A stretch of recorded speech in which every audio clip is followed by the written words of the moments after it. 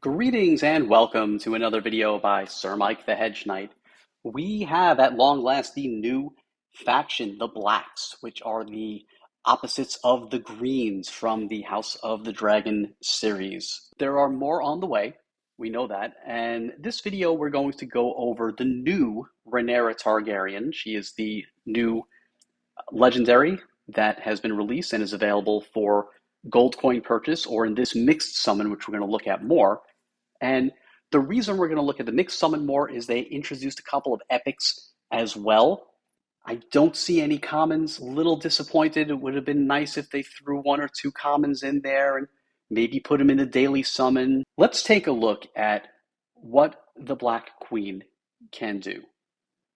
She is a strategist. Looking at overall stats, fairly balanced as many strategists are. A little heavier on defense than offense. Seems like a pretty good amount of hit points. And actually, we should start with, even though in the upper right, it fooled me. It looks like a Targaryen symbol, but there must be like a slight difference. These are the Blacks. And I was mistaken. I was under the impression that as they had some new characters rolled out recently with power and durability that they're introducing into the game, I said, oh, well, if they bring in a new faction, of course, they're going to have something to do with power and durability. Not even almost. They have a couple of new mechanics. Fury and Enraged. We'll talk about both. And neither are their faction bonus. Their faction bonus is based on defense. And with as little as 2 members of the Blacks on your team, you'll get a very small defense buff, and it can go all the way up to 15% with 5. How good is that? I mean, defense, it seems like the theme of, from what we see, and we're gonna dive into it, but it seems like the theme of this team is sort of like the opposite of the Greens. But as I think I'll try to explain, and again, haven't play tested them, not nearly as good. The Greens, which is hands down the best faction, the most powerful faction in the game, they strike quick. They start with a lot of stamina, and their power decreases over time. So if you can get through, if somehow you survive that onslaught of turn 2, turn 3 skills, somehow, some way, you've got enough people left standing, they get weaker as combat goes on. The Blacks seem like they are the opposite. They are a little defensive, and they will get stronger as combat goes on. The problem that I'm seeing with that, and we'll see as they release more and more of them into the game, is I don't know how you get that far. Like I just don't see too many teams getting past those first couple of turns against the Greens. So yes, if you get to turn 10 and you're on Black's team going against the Greens team, you're going to pound them. Unfortunately, by turn 3, you're dead. So, I don't know. The characters that they've rolled out so far, I don't see anything that will negate that, but perhaps there's more to come. So, this is the faction buff. Let's dive into her skill set. Let's see what she can do. Before we get into the specifics of what she can do, we've got to talk about 2 new mechanics that are being introduced, Fury and Enraged. And one way I guess I can explain it is they're sort of the opposite, not exactly, they're sort of the opposite of ice, sort of, kind of, sort of. So Fury will cause the target to gain 5% more stamina. And it also increases the effect of Enraged. So Fury gives you stamina gain and makes Enraged better. Okay, well, what's Enraged? And Enraged is applied when you have 5 Furies accumulate. So kind of like ice and brittle. When you get 5 ice, something becomes brittle. Well, when you get 5 Fury, you become Enraged. And when you're Enraged, you will take 25% less damage from champion skills and traits. So when I said before, like if you get to turn 10 and you're going against the Green, well, the Greens aren't going to do a lot of, they're going to do less damage to you if you've got a faction defense bonus buff and you're Enraged and you take 25% off the top, less damage from champion skills and traits. So if you make it through the first few turns and you build up a bunch of Fury and you start getting some of your people Enraged, they're going to be very tough to take out. And like Brittle, the last sentence here, Enraged cannot be removed. So perhaps Fury is a buff that can be removed by buff removal teams, but once you accumulate 5, you become Enraged. So on its own, 25% less damage is very good. No question, it's very good. But I need a little more. And I think where you're going to see a little more is specific characters will do different things. Everyone will get that bonus when they're Enraged. And then they'll all do something different when they're Enraged. So now we can dive into Rhaenyra's skill. She grants all allies, now note it says allies, so I assume she will not put Fury on herself. One Fury then deals 300% attack fire damage to an enemy. So single target attack, 300%. She's got a pretty good attack, not great, and afflicts them with one fire. If she happens to also be enraged, if you get 5 Fury accumulated on her, and then she uses her skill to slow speed skill. Again, this is a team that builds, they sort of simmer to a boil. When enraged, she deals an additional 400% attack fire damage to all enemies and afflicts them with one fire. Her leadership ability. When Rhaenyra becomes enraged, all allies gain 50% stamina. Well, that I like. That I like a lot. Now, again, it's some of the other leadership abilities in the game, they're persistent. Some are one time. Some are like HP guards, or this one is going to take some time. Probably not going to happen on turn one. You got to build up 5 Fury to become enraged. But when you do, perhaps you time it. Everyone's used their skills. Now you build up Fury. They're a little low on stamina, and bam, 50% stamina boost. Pretty good. Also, when any team member becomes enraged, remove all debuffs from Rhaenyra. So, I'm liking the leadership ability in that it is synergistic with what I think the Blacks faction is trying to do. Accumulate Fury, get to enraged status so you could become supercharged and take over combats. Scrolling down to her passive. When an ally gains Fury, they have a 75% chance to gain an additional Fury. So this is nice. This is nice. And this is not going to just be from Rhaenyra's skill adding Fury. Whenever an ally gains Fury, there's a chance to gain another Fury. 75% chance to gain an additional Fury. The first time any team member with Fury drops below 25%, they're healed for 10% of Rhaenyra's max HP. And remember, she had max, she was 133,000 hit points. Got a lot of hit points, plus once per stack of Fury. I mean, that part is okay. I think really the first part of the passive is what's important. It's that 75% is a greater chance than not that anytime a Fury is being added, you're adding 2. And nice thing on the bottom here, which is pretty interesting, she counts as a member of both the Blacks and Targaryen factions. Now, when we've seen this in the past, we've seen characters that are multi-faction fight in 2 different towers in the Crown's challenge. That is not the case here. The Blacks and Targaryens are both in the Great Pit of Daznak. But what's nice about this, and I think this was a really smart move, is we don't have enough members of the Blacks yet. We're rolling them out. Zynga's rolling them out. Hopefully in the next month to 2 months, they've got a pretty complete faction, but it's going to take time to build them up. So in the meantime, don't feel like you can't get Rhaenyra because I can't use her for 2 months while I'm filling out the faction. I could slide her right into my fire team. And yes, she won't be as efficient because she's the only one putting Fury, and I won't become enraged, but she's a good damage dealer. So I thought that was a really shrewd move because, again, rolling out a new faction and telling people, look, go ahead, spend all your resources and build these guys up. And in a couple of months, you'll have a team that's like almost kind of okay. That's not going to sell. So I think what most people would do is say, okay, wake me up in a couple of months when they're all there, and then I'll make a decision. Now you're saying, hey, here's someone that can help you now and help you a lot more later if you're willing to commit to the faction. So I think, for a game over a year old to be releasing a brand new faction, I was a little concerned with how they're going to do it. And if this is the idea, they're all Targaryens, right? So, maybe this is the idea that at least the legendaries will be able to sort of slide into your Targaryen team so that they can help you a little bit now and, again, build up down the road. There are also 2 epic characters that have been introduced. They are currently in this summon. And this summon, by the way, I guess we should talk about it for about 30 seconds. Not great. I mean, I'm not sure what they're doing with these summons. There's 8 legendaries in there, so you can never get who you want, even with the rate up. Now, at the very least, it's minimum 15 shards, like other green token summons.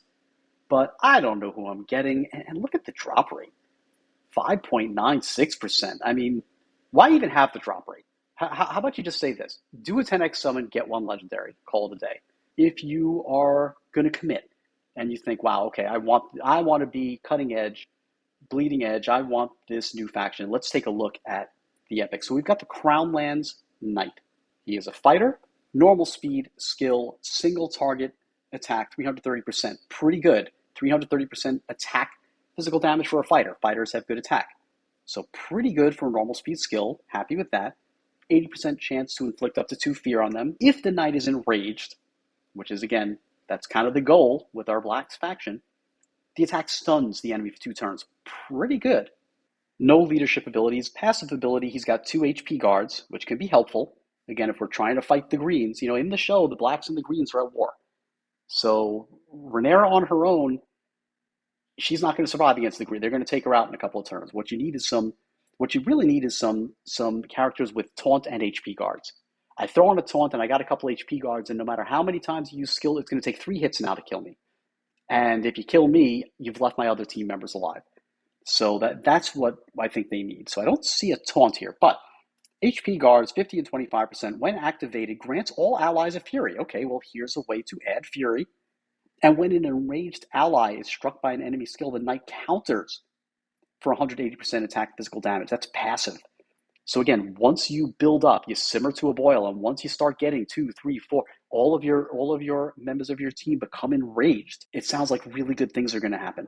You're going to take less damage from enemy skills and traits. If you're an all Blacks faction, you've got a 15% defense bonus on top of that. Now you got the knight here countering people every time someone uses a skill. Sounds like, again, if you can survive that onslaught, going to do pretty amazing things. And next we have the Guardian Rook, Fury's Shield. He is a protector, green protector. Take a look at his skill. Now, I noticed this when I opened the skill, the name. I don't really pay too much attention to the name of all the skills. It says open file. It kind of sounds like they forgot to put a name to the skill. I mean, maybe. Is this like a defensive, you form files, phalanxes, and such? Seems like perhaps that's going to change. I don't know. In any event, very slow skill. The Rook gains 5% defense for 3 turns and a 10% current HP shield. Little bit weak for very slow. I might have taken some damage by the time I get there. For each fury he has, his shield power increases by 22%. So now is it a multiplier? So if it's 22% times 10%, like you get a 10% shield, say you have 10,000 hit points, 10,000 current HP shields, 1,000. 22% of that is only another 220. Not impressed.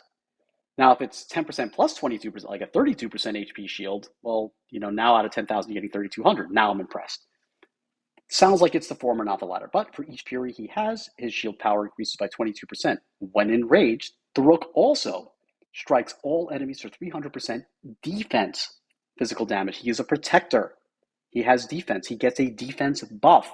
When the team leader uses their skill, the Rook grants them and himself 1 fury and taunts the enemy for 3 turns. Okay, kind of like that. We needed a taunter.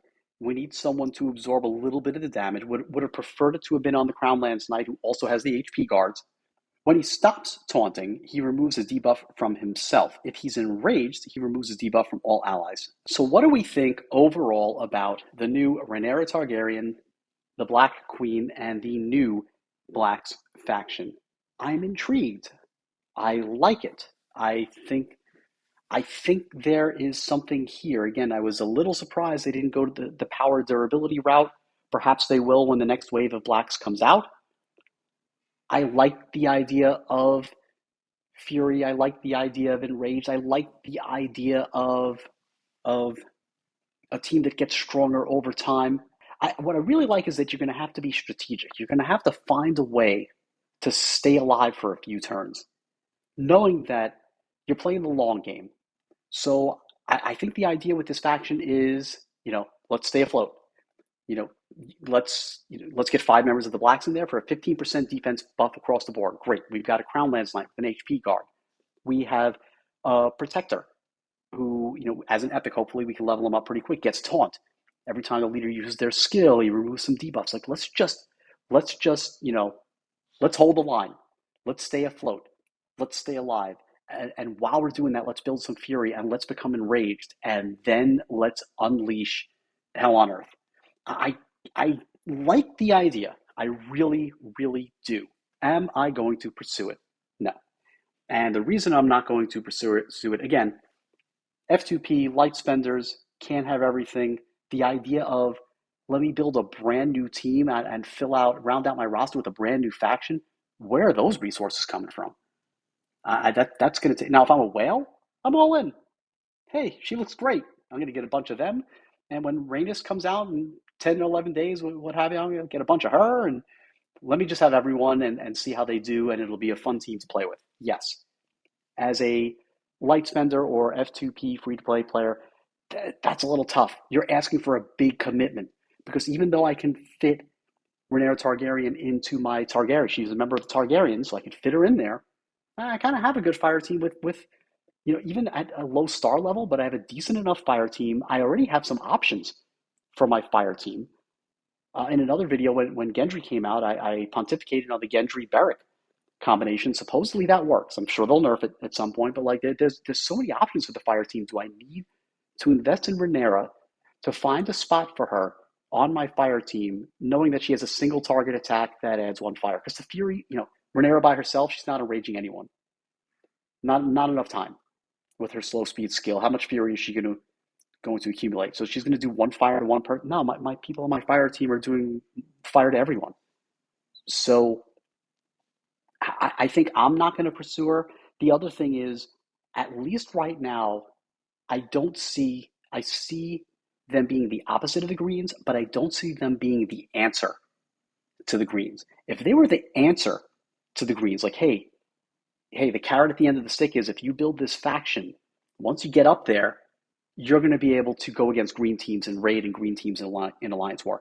If that's what it looked like, I would be even more intrigued and willing to perhaps pull the trigger and say, okay, let's give this a shot. Because as it stands right now, I just every once in a while I fight a greens team in raid and I just laugh. It's so ridiculous how powerful they are.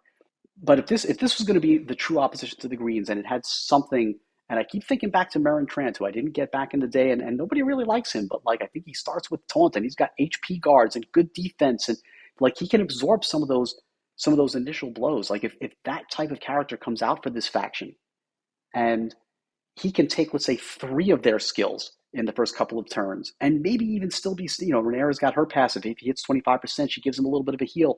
Maybe he takes three or four of those, and you're still standing. Now I'm very intrigued. Now I'm thinking, okay, here's a team that I can build slowly over time that can compete with the Greens. Maybe not as strong, but maybe somewhat of an answer. Right now, I just don't see it. I see them as being a really fun faction that I would love to experiment with. But if they're not going to be my answer to the Greens, then you know what? I'm going to take my in-game resources that are very precious to me because I'm not spending or I'm spending very, very little. And I'm going to just keep pushing my primary team. Because if I build this other team, it's going to take forever to get them to 4, 5, 6. I'll never get them to 7-star. And they're not the answer to the Greens. Then what am I doing? I have another team that's not as good as maybe as good as my Baratheons in 6 months. So that is my take on it. Comment below. Let me know what you think. And we will definitely be back when Rhaenys gets dropped into the game, which I believe is this summon ends in 10 days an hour. So it looks like in about 10 days. And there's also the Harvest Festival coming soon. So we will see you soon.